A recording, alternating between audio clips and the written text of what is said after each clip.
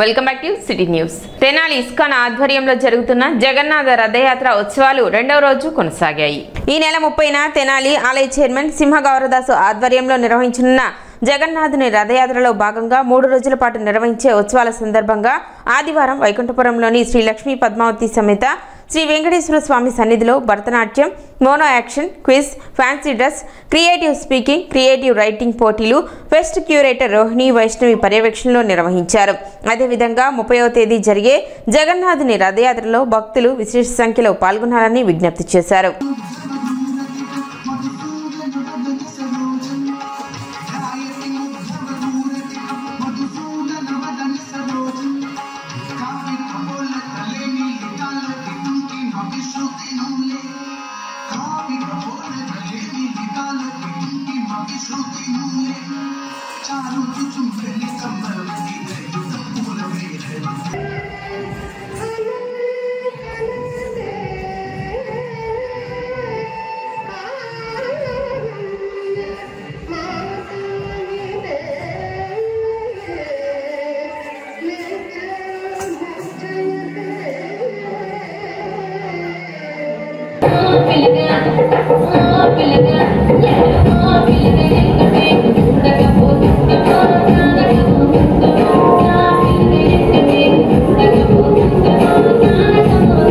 రోజు రథ్ ఫెస్ట్లో రెండో రోజు.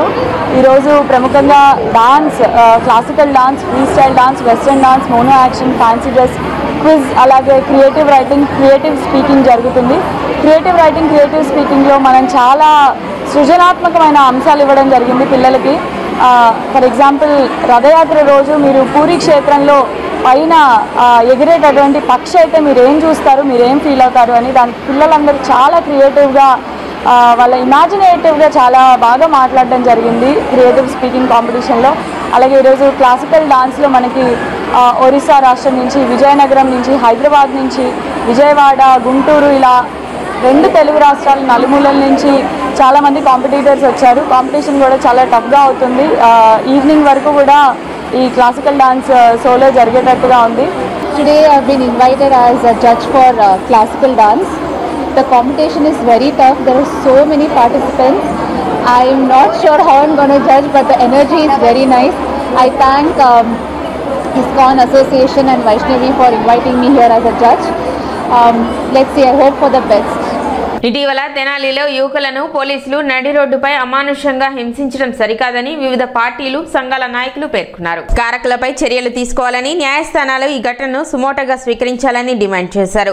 తెనాలిలో పోలీసుల చర్యను ఖండిస్తూ పట్టణ ఐతానగర్లో నిర్వహించిన మానవ హక్కుల పరిరక్షణ సదస్సుకు న్యాయవాది పి విద్యాసాగర్ అధ్యక్షత వహించారు.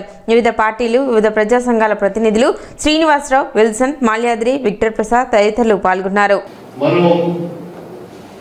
మరి వచ్చినటువంటి నాయకులకు చేయడం అనేటువంటిది సమయంలో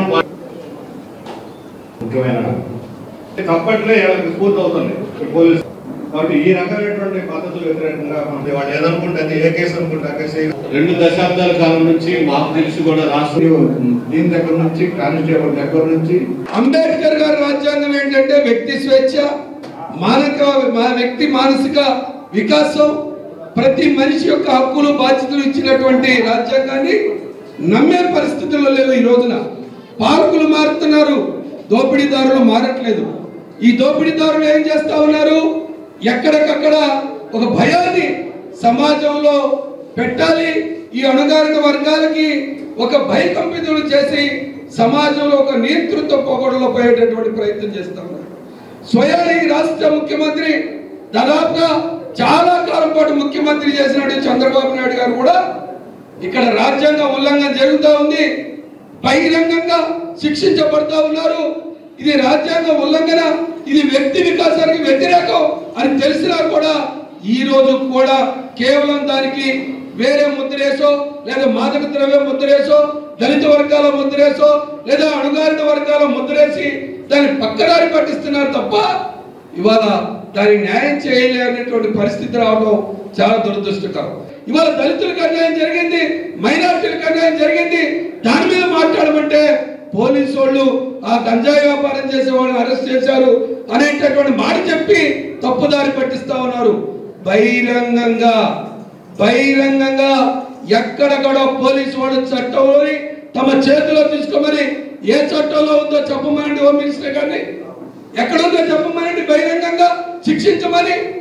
దీన్ని న్యాయస్థానాలుండే శిక్షించడానికి, న్యాయస్థానంలో ఎంక్వైరీ చేయడానికి, దాని మీద మాట్లాడకుండా దీన్ని తప్పుదారి పట్టించేటటువంటి ప్రయత్నం వ్యక్తుల్లో ఉన్నటువంటి వ్యక్తుల్లో ఏమి లేకపోయినప్పటికీ కూడా వాళ్ళ లోపాలు చూపించి వాళ్ళ యొక్క పబ్బం దొరుకుకోవాలనేటటువంటి ప్రయత్నాన్ని ఇవాళ కాంగ్రెస్ పార్టీ తీవ్రంగా ఖండిస్తా ఉంది.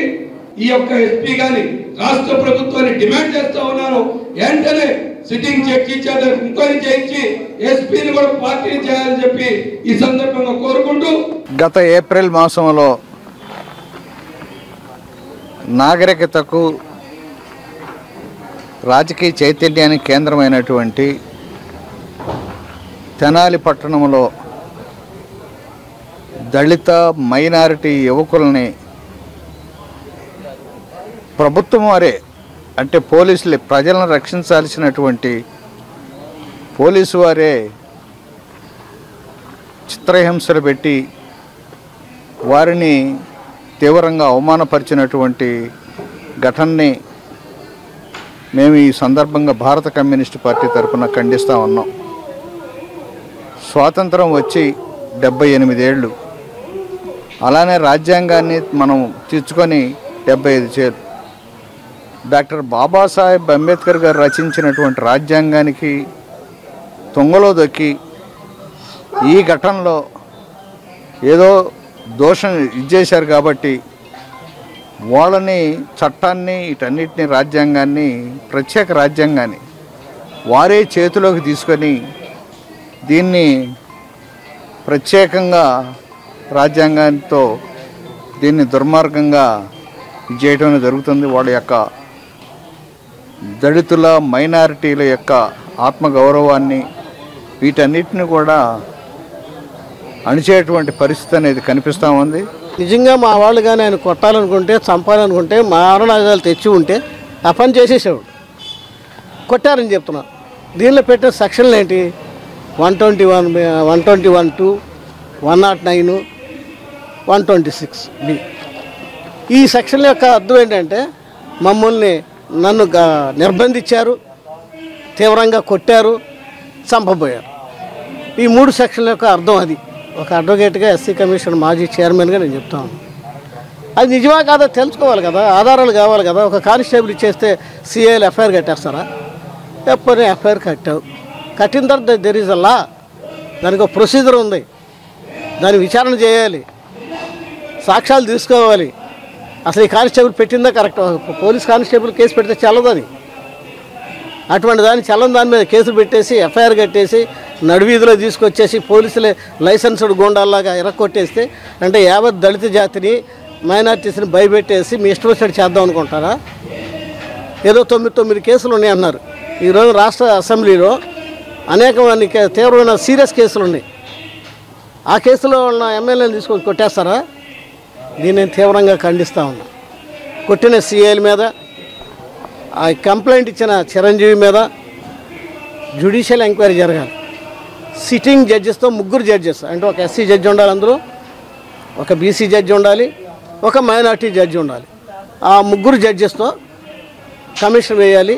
అదేవిధంగా నేషనల్ కమిషను, ఎస్సీ కమిషన్ ఇక్కడ రావాలి, హ్యూమన్ రైట్స్ కమిషన్ ఇక్కడ రావాలి, అలాగే రాష్ట్ర ఎస్సీ కమిషన్ రావాలి. దీని మీద ఆ తప్పుడు విధంగా ఎఫ్ఐఆర్ కట్టినటువంటి ఆ సిఐల్ని బహిరంగంగా లా అండ్ ఆర్డర్ని చేతుల్లో తీసుకుని లైసెన్స్డ్ గోండాలుగా వీధుల్లో కొట్టేసి భయపెట్టినటువంటి, చట్ట వ్యతిరేకంగా ప్రవర్తించినటువంటి, రాజ్యాంగ వ్యతిరేకంగా ప్రవర్తించినటువంటి, పోలీసులకు వ్యతిరేకంగా ప్రవర్తించినటువంటి, మానవ హక్కులకు వ్యతిరేకంగా ప్రవర్తించినటువంటి ఆ 2 సిఐల మీద వాళ్ళ కేసులు పెట్టి వాళ్ళని రిమూవ్ చేయాలి, నాట్ సస్పెన్షన్. 3 యువకుల నడిబజార్లో పోలీసులు 3rd డిగ్రీ ప్రయోగించి అరికాళ్ల మీద విపరీతంగా కొట్టినటువంటి ఘటన ఈరోజు రాష్ట్రంలో మానవ హక్కులన్నింటినీ కూడా ప్రశ్నిస్తూ ఉన్నది. 2 నెలలైనా ఈ ఘటన మీద ఎలాంటి చర్య తీసుకోబోగా కొట్టడాన్ని సమర్థించడమే సిగ్గుచేటనేటువంటి విషయం. ఈ రకంగా అనితతో మొదలుకొని, హోమ్ మినిస్టర్ అనిత మొదలుకొని, లోకేష్, చంద్రబాబు నాయుడు గారు కూడా ఈ డ్రగ్ అనే ఒక బూచిని వాళ్ళ మీద రుద్ది వీళ్ళని కొట్టడం బహిరంగ న్యాయం అని చెప్పడం అంటే ఇది న్యాయ వ్యవస్థని కోర్టుల్ని అపహాస్యం చేయటం, అవమానించడం, రాజ్యాంగానికే ఇది ఒక రకమైన అవమానకరమైనటువంటి విషయం.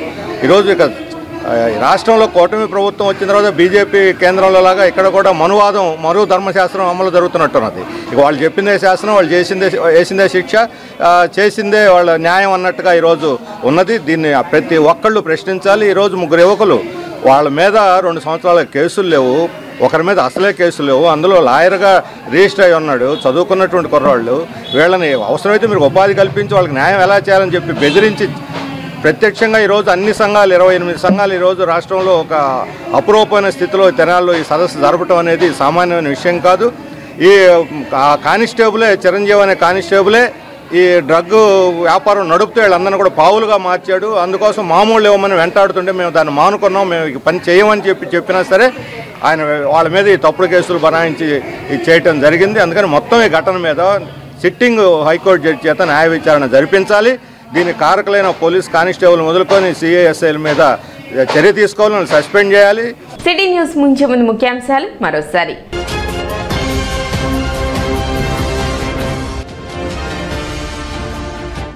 బాబు జగజ్జీవన్ రామ్ తెనాలి కమిటీ ఆధ్వర్యంలో 10వ తరగతి పరీక్షలలో ప్రతిభ కనపరిచిన విద్యార్థులకు ప్రతిభా పురస్కారాల ప్రదానం.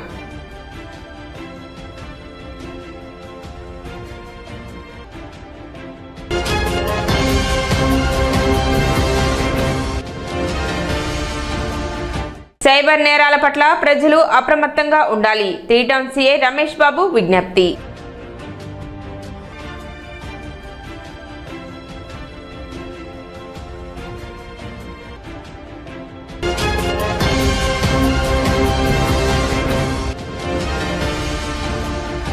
అప్పుల బాధతో ఆత్మహత్యాయత్నానికి పాల్పడిన సుల్తానాబాద్కు చెందిన దామర్ల రామకృష్ణ.